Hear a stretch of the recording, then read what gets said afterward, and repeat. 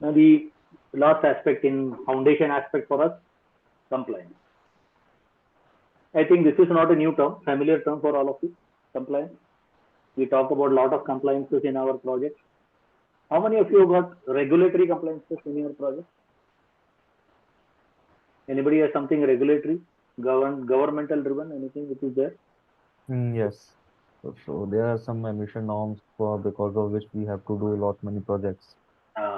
Good. So emission norms are there. So those are all regulatory compliances. So one of the foundations around basic things about compliance is what? There is no gray area possible in compliance. Either you are compliant or not. Non-compliant. Simple yes or no. It can be only yes or no. Don't tell me I am 60% compliant, 80% compliant and almost there. That is not acceptable. Is it correct? In your projects, in your organization, this is how it works? Yes, just because you have to take those certifications from government, so there is no yes or no. It's yeah or maybe kind of thing. It's There is either no. you are compliant or non-compliant. Now, that is the way you have to also look at it. It is simple, black and white. There is no gray area in compliance. You cannot tolerate it also. Don't allow it also. Because down the line, you are also going to be held accountable. Don't allow it. You should get a binary answer, yes or no. So whatever it takes to do it yes is what you will do. Now, what is the beauty of compliance? You cannot live with no. So you will put all your resources, all your efforts to ensure you are a yes. That is a green. You can't be red in your audit report. So you will do whatever is possible to make it green. So compliance was not taken seriously earlier days. Now this is a big change. You see in all projects and environment also, compliances are a big thing now, and you have to pay equal attention to ensure you are compliant. That is the message being given. So emission norms is one. If somebody was in the IT industry like writers and others, security norms. Salim Saab, security. Manpower hiring and all that. Yeah. So IT security is also there, no? Big thing. So yeah, there is data privacy, all kinds of projects. Data privacy. Industrial automation, IoT guys are there here. Data privacy around that is also equally important. So all those norms are there where you have to take care of all those. So you have to ensure that you are doing things correctly, and it can be linked up with what? Your quality aspect. It can be linked up with your regulatory requirement. It can come with your environmental health and safety, especially if you are working at site. I don't know how many of you are working at site, factory environment or construction site environment, outside environment. Then this workplace health and safety will play a big role. Yeah, so all those OSAS and EHS requirement has to be applied at our factory level. Yeah. What about waste disposal? That is also important. Waste disposal is equally important across all domains. It's not just you dump it somewhere and go. That is not acceptable nowadays. Correct. So these are all factors which you have to look at when you take up a project. I don't know what kind of a project you are doing, but from a project perspective, you have to be aware of this.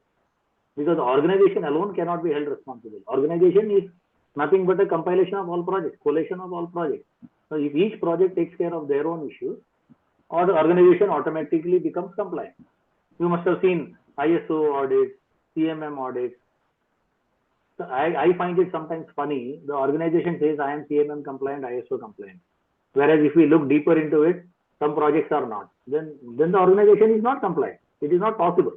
That organization is yes and the projects are not. No, that is not acceptable. It has to go bottom up only. If the project is compliant, then the organization is. That is how it is. So what is the fallout of that? When you look at compliances aspect, you end up looking at the risks of non-compliance. That is a worry for you. I am really worried on a day-to-day basis. I should not be non-compliant. So I will take whatever measures are needed to ensure I am compliant. So one of the key messages I want to give you here is about the audits. You all of your projects have been audited. You have all been audited at various stages. What has been the important gap, do you see? When have you been audited? In the project lifecycle picture again, if you look at that, did you get your project audited in the initiation phase, planning phase, or in the execution phase? When was it audited? Historically, when has been the project audited? Your normal scenario, when you Execution uh, phase. execution phase or in the closure phase, project get Yes. on. Yes. So what happens at that point of time? Though they come and see, they see lot of non-compliances. They said you have not done this, you have not. All postmortem happens. You Correct. have missed out this, you have missed out that. Now, what is the benefit of telling you 6 months down the line you have not done this or that? When should they have been told to you? At the beginning. So did any of you think about changing the process? Did any of you think that I should bring an auditor at the start of the project, in the planning stage? Mr. Auditor, these are all I am planning to do. Can you tell me what all things I should take care of when you come to audit later on? I am including you as part of my plan. Tell me, when will you audit? What is the frequency of your audit? Every week, every month, what it is? Because it will come in your schedule. Today, when you prepare your schedule, you never budgeted for that audit time. True or not? You always say, oh, that was an overhead. It killed my project schedule. It upset my project schedule all. Because you never budgeted. This is one important learning. So bring him on board early. Take him as consider him as an important stakeholder. Tell him now, tell me what all should I do so that I remain compliant. If you do this simple step, maybe invest 2 hours or maybe one day in it, down the line, 6 months down the line, 3 months down the line, or 1 year down the line, all will be green. All your audits will give you green. You won't see any red. Maximum you will see yellows, not reds. I can tell you that. Guarantee you that. Because he or she is going to help you to make your project work successful. So these are challenges of identifying the right stakeholder, challenges of influencing the right stakeholder. The auditor will say, you did not call me at the beginning. You are telling me to audit it now after so many things have been done. Did you ever consult me about the right practices? Did you consult me about the good practices other projects are doing? If you had called me, I would have told you all that. You could have learned from them and could avoided all those mistakes. Correct? So if you start this as a good practice, the auditor himself will talk about it to other 10 other projects and say, call me at the beginning. And you will see this becomes a virtuous cycle in your organization. Message for you, quality experts. This is what you can do in your organization. And you will see a lot of positives coming out of it rather than the negative messaging going up. As a quality guys come and bash us up and gives us negative comments always and very difficult. They are all process oriented. They don't understand my challenges. This is what every project manager complains. But the auditor says, you never talk to me. So he is blind. He doesn't know what you are doing and what are your challenges. Do you know something more you can do? By discussing with him early, you can create a tailoring of your project processes also with inputs from the audit. You can take exceptions upfront. Boss, this process will not be done. This step I will not use. This checklist I will not use because this is a waste of time in my project. You take a sign off from him at the beginning. 3 months down the line when he comes, you can show him, boss, you have signed off. You have told me that I need not do it. So don't challenge me now on this. No questions asked. These are the secrets you have to apply.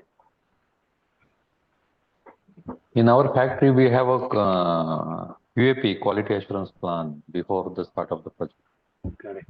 So you need to do it. Yeah, quality assurance plan is there, but that is decided by you, correct? What is needed as a manager. Yes. Are you bringing the audit guy? Tomorrow he can challenge you, no? Yes.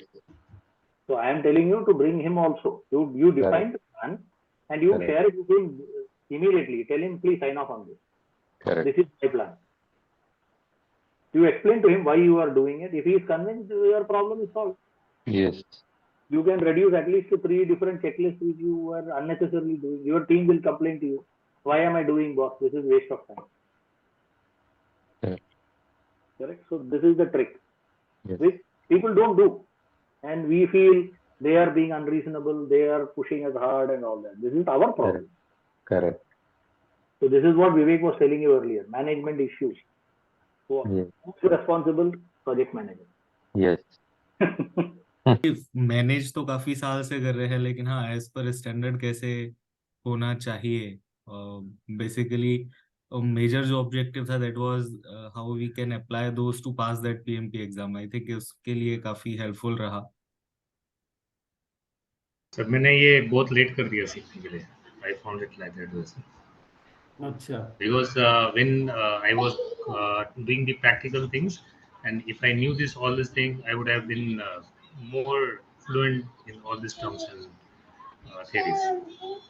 It got delayed, but जब जागो तब सवेरे.